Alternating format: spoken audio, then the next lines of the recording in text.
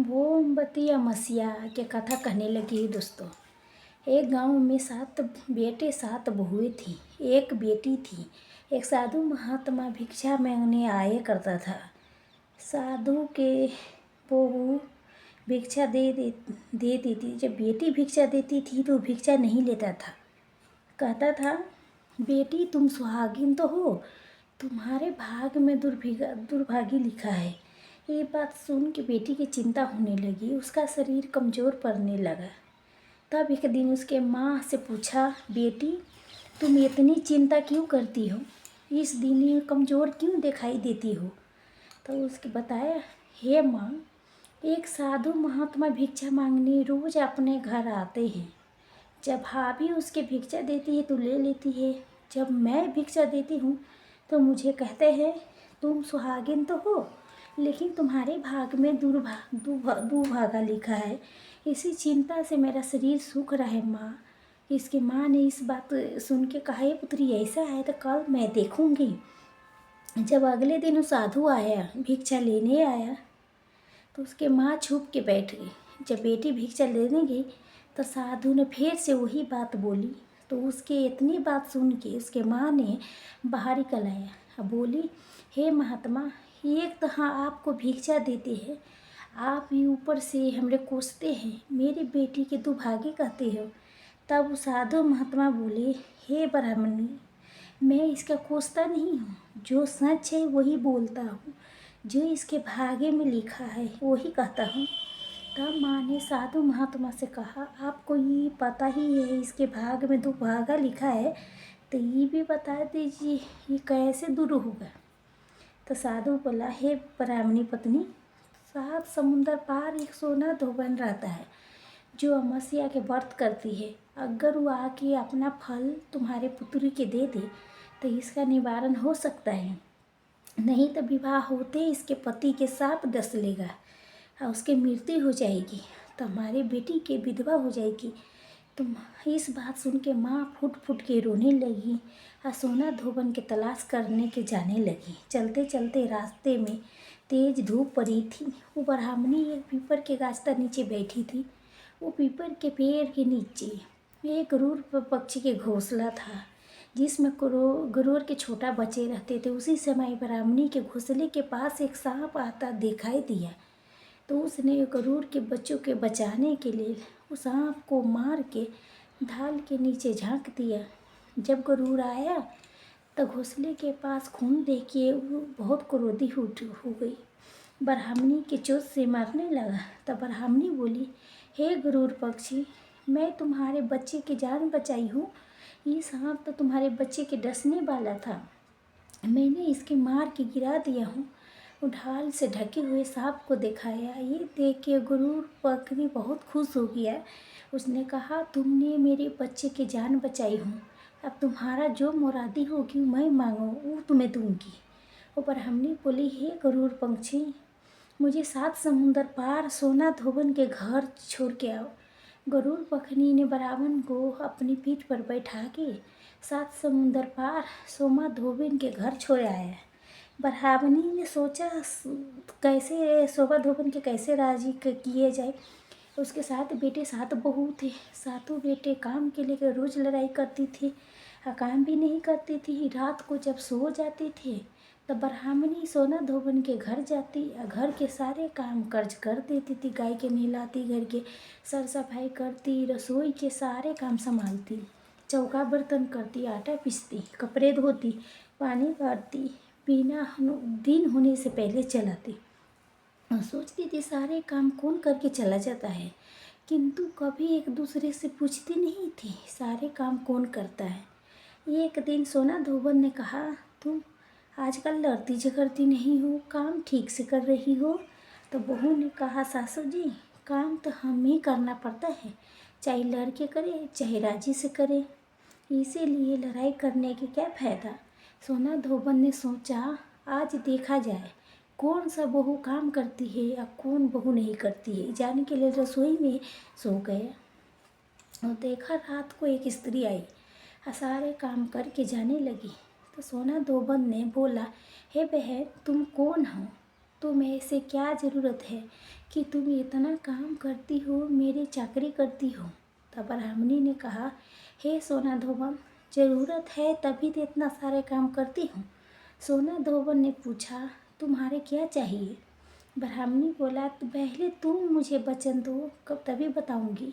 सोना धोबन ने वचन दे दिया। फिर कहा, आप तो बताइए।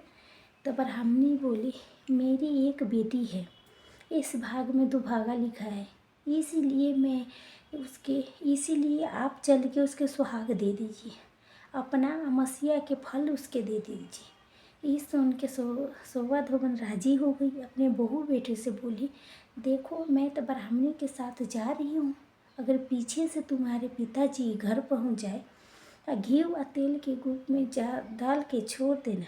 फिर वहाँ ब्राह्मणी के घर चली जाती है। ब्राह्मणी की बेटी के विवाह होने लगा। दूल्हा फेरे में बैठ गया। सोना धोबन घुटने के पास कच्चा पक करवा रख के दूध डाल के कच्चा सूत के धागा लेके बैठा था। थोड़ी देर बाद सांप उसके डसने के लिए लाया तो सोना धोबन ने करवा आगे रखा और डोरे से बांध दिया, लेकिन दूल्हा डर के मारे मोड़ गया। तब सोना धोबन ने रोली निकाली, मांग से सिंदूर निकाला, आँख में से काजल निकाली, बिंदी निकाल के छोटी उंगली से बोली, छींटे मार दी, आप जितनी मैं अमावस्या के व्रत किए हैं उसका फल सबसे सबकार के बेटे की लग जाए, और जो आगे अमावस्या के व्रत करूँगी उसका फल मेरे परिवार के लगे। इतना कहते ही दूल्हा जीवित हो गया। सब अमावस्या की माता के जयकार करने लगी। सोना धोबन वहाँ वापस जाने लगी। जब ब्राह्मणी ने कहा, हे बहन, तूने मेरे जमाई के नया जीवन दान दिए हो, मेरे पुत्री के सुहागिन किया हो, इसीलिए तुम कुछ भी मांगो। तो सोना धोबन बोली, हे बहन, मुझे कुछ नहीं चाहिए, सिर्फ एक हंडी दे दो। हंडी लेके चली जाती है और रास्ते में अमावस्या के व्रत पड़ती है। तो सोना धोबन ने हंडी के 108 परिक्रमा लगा के पीपल के गाछ के नीचे गाड़ के घर आ जाती है। घर आके देखती है उसका पति मरा हुआ था, तेल घी के कूप में पड़ा था। तब वो टीके से रोली निकाली, मांग से सिंदूर निकालती है, आँखों से काजल निकालती है, और नाखून से मेहंदी निकालती है, और छोटी उंगली से छींटे देती है, या बोलती है, रास्ते में मैंने जो अमावस्या के व्रत किया हूँ उसका फल मेरे पति के लग जाए। इतना कहते ही सोना धोबन के पति उठ के बैठ गया। घर पर एक ब्राह्मण ज्योति आया तो बोला, जजमान, अमावस्या के व्रत के मुझे दक्षिणा दीजिए। सोना धोबन बोली, मुझे तो अमावस्या रास्ते में आई थी, मैं कुछ भी नहीं किया, जो कुछ किया वो पीपल के नीचे गाड़ दिया। जो भी ब्राह्मण ने कहा, जाके खोल के देखना। वहाँ जाके खोल के देखता है तो उसमें 108 सोने के सिक्के मिलता है, जो सबके घर लेके आया ब्राह्मण। सोना धोबन से बोला, इतना कुछ किया का मुझे बोला कुछ भी नहीं किया। सोना धोबन बोली, ये तो तुम्हारे भाग से मिला है, इसीलिए तुम ही ले जाओ। ब्राह्मण ज्योतिष बोला, मेरा तो इसमें चौथाई हिस्सा है, बाकी आपको मिलना चाहिए। ब्राह्मण ने पूरे नगर में ढिढोरा पिटवा दिया, कहलवा दिया, सब भी तक हर अमावस्या के व्रत करना चाहिए। महिला के सौभाग्यवती अखंड सुहाग होती है, बती होती धन धान्य की बरकत होती है, और रुके काम पूर्ण हो जाती है। सब नगरों वास्तव में जब सुना तो पूरे नगरों में अमावस्या के व्रत करना शुरू कर दिया। जब अमावस्या माता जैसे आपने उसके बेटी के सुहागिन किया, जैसे आपने सभी महिला के बहनों के सुहागन करना, माता बहनों को उनके संतान पुत्रों के लंबी उम्र देना, घर में बरकत देना। बोलिए ओम नमः शिवाय, पार्वती पते ही हर हर महादेव। तो देखिए दोस्तों, ये अमावस्या तिथि की शुभ इस पितरों के समाप्ति होती है। इसीलिए जब तक ले सीमित भागवता हो, धूतकारी की कथा न सुनी जाए, तब तक ले व्रत अधूरी मानी जाती है। ये कथा श्रवण करने से भी प्रसन्न हो जाती पितरे और कार्य में सफलता हो जाती है। तो आइए ये कथा के बहुत प्रेम भाव से अंत तक ले सुनिएगा। दूक भद्रा के तट नदी पर एक नगर था, जहाँ आत्मा देव के ब्राह्मण रहता था। वो समस्त वेदों के उनका तेज सूर्य के समान था। उनके द्वार से कभी कोई भिक्षु खाली हाथे नहीं लौटता था। उनके पत्नी के नाम धुंधली था। सुंदर तो थी, सौभाग्य से झगड़ालू थी। धुंधली अक्सर झगड़े के लिए बातें करती थी। आत्मा देव शांत रहती थी। जब भी आत्मा देव का घर लौटती थी तो घर में कला अशांति होती थी। घर पर एक नरक जैसे घर पर लगने लगा। जब समय के अनुसार आत्मा देव वृद्ध हो गई, उनके कोई संतान नहीं हुआ। उन्हें बहुत बड़े बड़े पुण्य कर्म किए थे, दान पुण्य किए थे, फिर भी उनके संतान सुख नहीं मिला था। आत्मा देवी चिंता में डूब गई। अगर उसके संतान नहीं हुए तो पिंड दान कौन करेगा। उन्होंने हर प्रयास किया, सब व्यर्थ रहा। एक दिन आत्मा देव जी ने सोचा जंगल के अपने प्राण त्याग देंगे। जब घर में कलह थी या संतान भी नहीं थी, उन्हें जीवन व्यर्थ लगने लगा था। अब जंगल में चली गई। उसी समय एक महान संत प्यास बुझाने के लिए एक सरोवर की ओर जा रहे थे। आत्मा देव जी संत के पास पहुँची, उनके साथ प्रणाम किया, हाथ जोड़ के खड़ी हो गई। संत ने पूछा, तुम्हारी क्या चिंता है पुत्र? तुम बड़हावन लगते हो, क्यों? तुम्हारे चेहरा पर तेज है, लेकिन तुम बहुत दुखी दिखाई देते हो। देव जी ने उत्तर दिया, महाराज, मैं अपने जीवन से एकदम दुखी हो गई हूँ ना। मुझे संतान है, पितरों के पिंडदान कौन करेगा? यहाँ तक कि मेरी गाय भी बछड़ा नहीं देती है। मेरे घर में जो पेड़ पौधे लगे हैं उसमें फल फूल नहीं आती है। अब मैं अपनी प्राण त्यागने के लिए जंगल में आया हूँ। ये सुन के संत ने अपने दिव्य दृष्टि से अपने नज़र से आत्मा के भाग के देखा। हे बोले, आत्मदेव, पुत्र के मुँह छोड़ दो। मैं देख रहा हूँ तुम्हारे भाग में एक नहीं 7 जन्म तक कोई संतान नहीं है। भजन करो, संतान की इच्छा त्याग दो।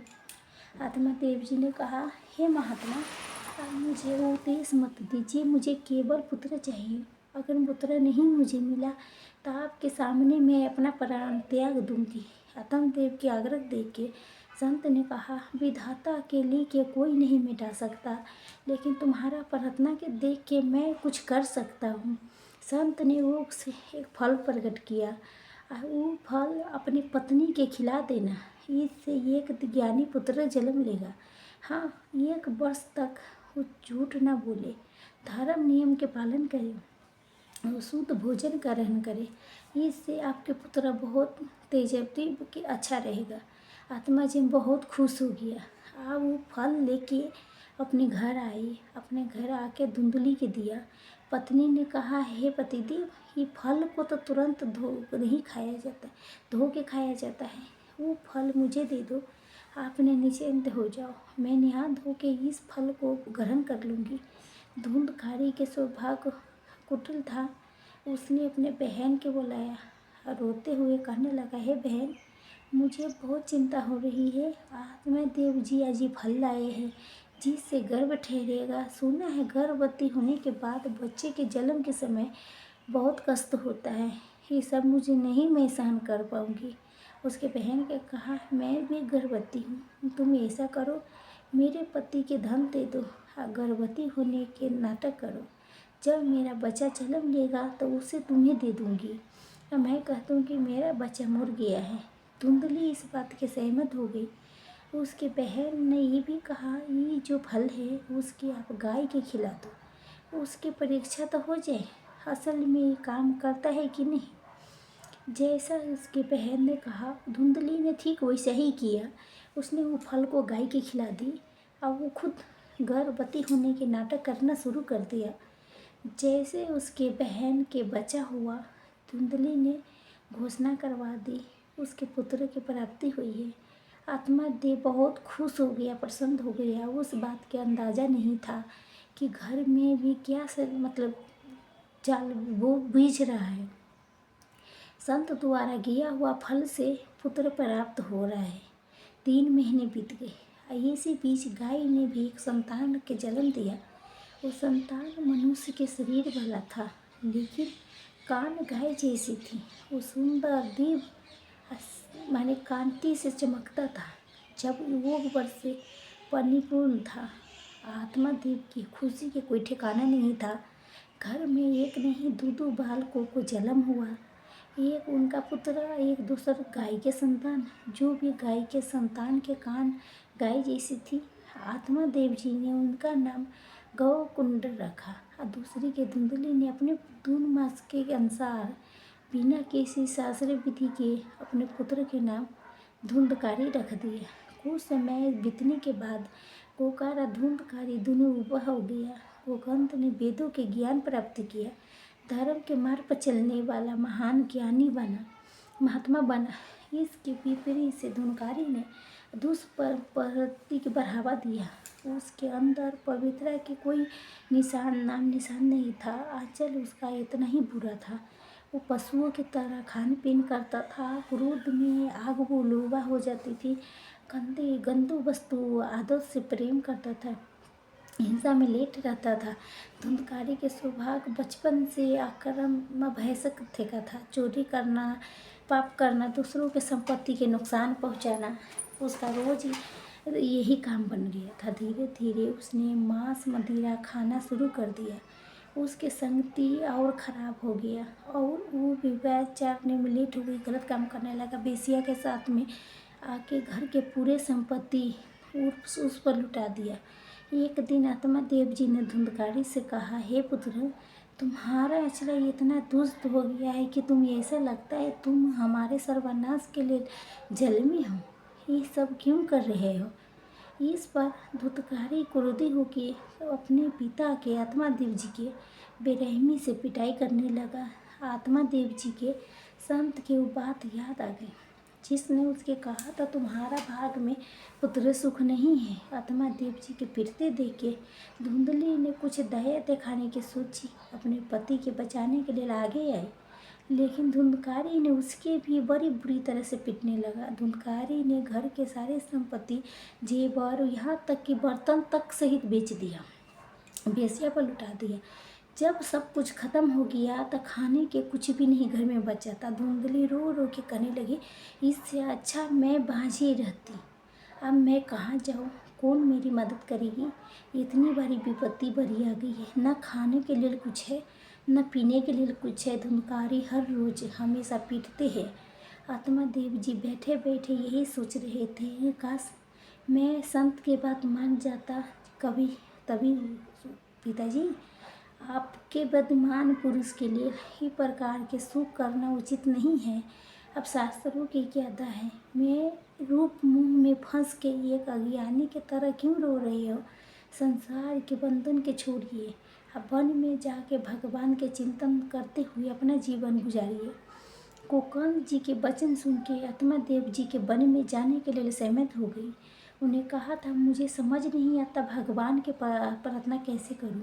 तो गोकर्ण जी ने उत्तर दिया, संतों के संग सेवा करो, संतों के संग उसकी कृपा से आप महात्मा बनेंगे। भगवान के कथा लीला सुनो, यही मार्ग आपको अच्छा नित्य ब्रह्म धाम के नित्य कराएगा। घर छोड़ के वन की यात्रा कर दी है। दिन रात भगवान के चिंतन करने लगे, निरंतर नाम जाप करने लगा।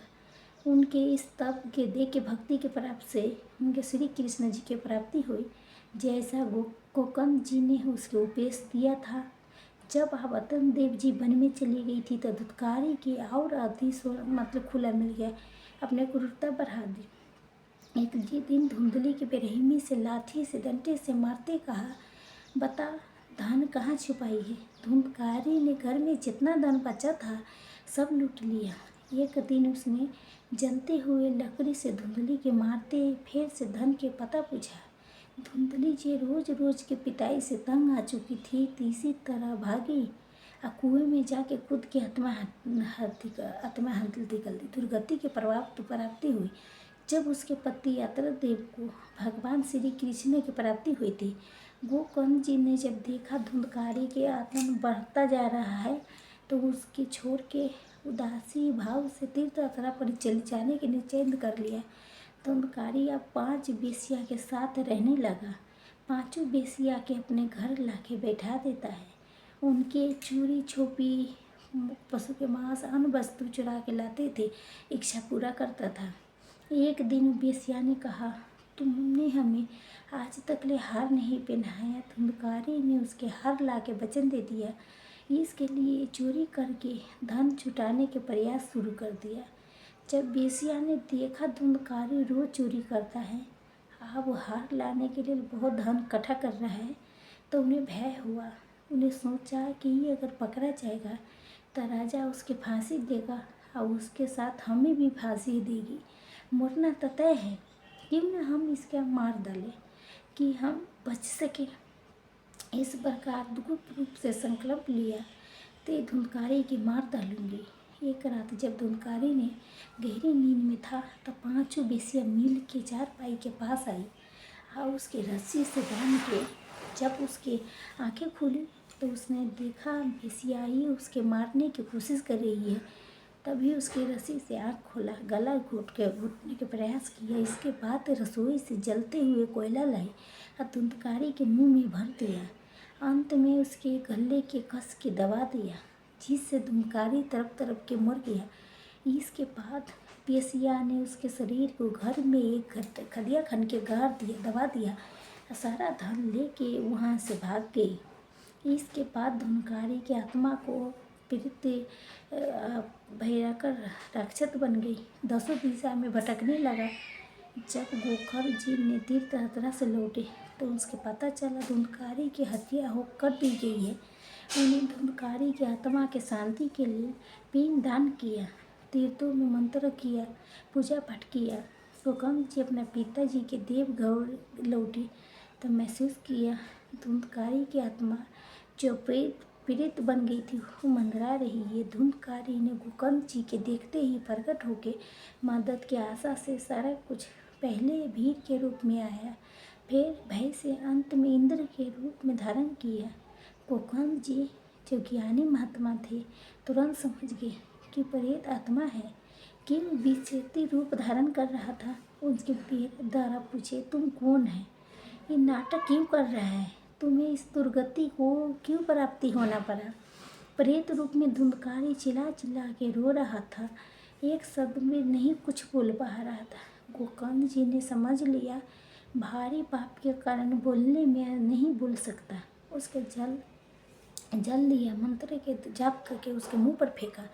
जैसे जल गिरा, जैसे धुंधकारी बोली वो हो गया। उसने कहा, भैया मैं आपका भाई धुंधकारी हूँ, मेरे बहुत दुर्गति हो रही है, मुझे भारी कष्ट हो रहा है।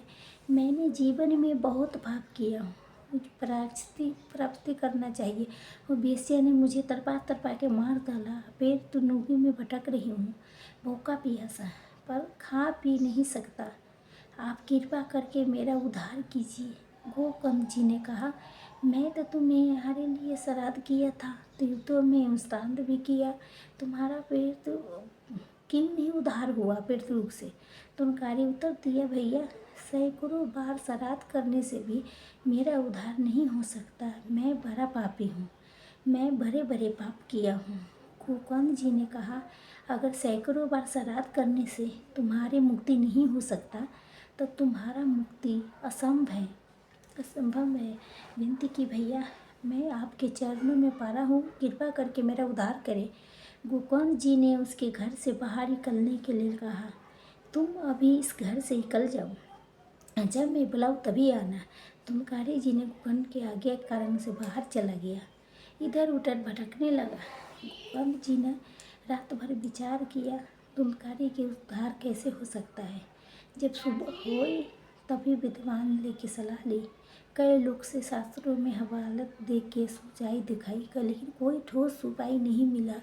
गोकर्ण जी ने तपस्या से सोचा, औरों से पूछने के बजाय सीधे भगवान सूर्यदेव से क्यों नहीं पूछ लिया जाए। अपनी भक्ति श्रद्धा के साथ मंत्र की उपासना करते हुए उद्धार कैसे हो सकता है। सूर्यदेव जी ने गोकर्ण जी के प्रार्थना सुन के कहा, श्री भागवत गीता भागवत श्री नियम पूर्वक 1 सप्ताह तक आप पाठ करो, 7 दिन तक ले उसकी मुक्ति हो जाएगी। सूर्य भगवान की आज्ञा मान के गोकर्ण जी ने निश्चय लिया, भी स्वयं भागवत कथा सुनाएंगे, धुंधकारी के उद्धार करेंगे। कथा के समय तय किया गया, सब लोग ने कथा सुना। भगवान की कथा सुनने से पूरे पाप के नाश हो जाता है। पापी पुण्य आत्मा सभी कथा के सुनने के लिए लाए। गोकर्ण जी ने धुंधकारी के बुलाया, कहा तुम इस 7 काठ के बांस पर बैठ जा, कथा सुन। धुंधकारी बाह्य रूप धारण करके बांस के क्षेत्र में बैठ गया। गोकर्ण जी ने एक वैष्णव के मुख सोटा बना के भागवत कथा सुनाने के शुरू कर दिया। प्रत्येक दिन शाम को कथा के विश्राम किया करता था। पहले दिन के अंत में बांस के ये गांठ टूट गई। इसी प्रकार हर दिन ये गांठ टूटती गई। 7वें दिन जब 7 गांठ में टूट गई, तब धुंधकारी देव स्वरूप में प्रकट हुआ। उसका सियाम बन था, उसका पीताम्बर धारण किया था, तुलसी की माला पहनी थी और उसके शीश पर मनोहर मुकुट था, कानों में कुंडल था। गोकर्ण जी के सामने आया, प्रणाम करते हुए कहा, भैया आप मैं पीड़ित से मुक्त होकर भागवत पार्षद बन गया हूँ। सभी ने प्रसन्न दृश्य देखा, अजय घोष किया। तभी वहाँ एक दिव्य निमान आया। तभी श्री कृष्ण जी ने कहा, धुंधकारी आओ। धुंधकारी देव निमान पर बैठ के जाने लगा, तो गोकर्ण जी ने उसके रोकते हुए कहा, रुको, ये क्या? कथा तो हजारों लोगों ने सुनी है। 1000 निमान भी आना चाहिए और सबको ले जाना चाहिए, क्योंकि मैं तो सभी के समान रूप से कथा सुनाई थी और सब ने ध्यान से सुना था। भगवान के उत्तर दिया, गोकर्ण जी आपने कथा सुनाने में कोई भेद नहीं किया था, सुनने में भी भेद हो गया। धुंधकारी ने उपवास करते हुए बिना खाइए कथा के श्रवण किया था। उसके रात दिन कथा के चिंतन किया, इसीलिए परम पद के अधिकारी बना। बाकी लोग के केवल सुन के चली गए, उन्हें मन्नत नहीं किया, इसीलिए उसका उद्धार नहीं हो सकता। ये कह के विमान चली गया। लेकिन गोकर्ण जी ने सभी सेवता से कहा, जब तक ले मैं आपके विमान पर बैठा के परम धाम को नहीं भेजूंगा, मुझे चैन नहीं आएगा। माँ के महीने के शीश में फिर शुरू करेंगे। सब लोग आओ और कथा सुनो और नियमों के पालन करते हुए मनन करो। गोकर्ण जी की ये बात सब सहमति दे और मार्गशीर्ष के महीने में श्रीमती भागवत की कथा किया था। सभी श्रोता ने उपवास रख के हर उपार करके कथा के नियम प्रयोग से सुना था। जब 7 दिन में कथा समाप्त हो गई, तभी भगवान के अनेक पार्षद निमान लेके आया और जितने कथा सुनने वाले थे, जितने सबके परम धाम को ले गया। भगवान श्री कृष्ण जी के समय स्वयं अपने हृदय से लगाया। जैसे गोकर्ण जी के भगवान हृदय से लगाया, वो भी भगवत स्वरूप हो गया, जिसका रूप श्याम में बदल गया। उन्हें पीताम्बर धारण किया, कानों में मनोहर कुंडल पहनी झलकने लगी। यहाँ तक कहा जाता है, गोकर्ण जी के अपार कृपा से जो जीव जंतु उसके कथा के सुनती थी, उनका भी उद्धार हुआ। सभी विमान पर बैठ के भागवत धाम को चले गए, जहाँ बड़े बड़े भगवान के गद्दी प्राप्ति होती है। वहीं सब गोकर्ण जी के प्रभाव से भागवत कथा सुनने मतलब से धुंधकारी सहित सभी श्रोता भागवत धाम के चली जाती है। बोलिए ओम नमः भगवती वासुदेवाय नमः, श्री शिवाय नमः। तो देखिए दोस्तों, उम्मीद करती हूँ हमारा दोबारा हुआ सुनाई कथा कहानी आपको ज़्यादा अच्छा लगा होगा, पसंद आई होगी। अगर मेरा कथा आपको पसंद आती है तो आप मेरे चैनल के सब्सक्राइब, वीडियो के लाइक शेयर ज़रूर कीजिए दोस्तों। बहुत मेहनत लगता है बनाने के, बहुत अच्छे होते हैं। धन्यवाद।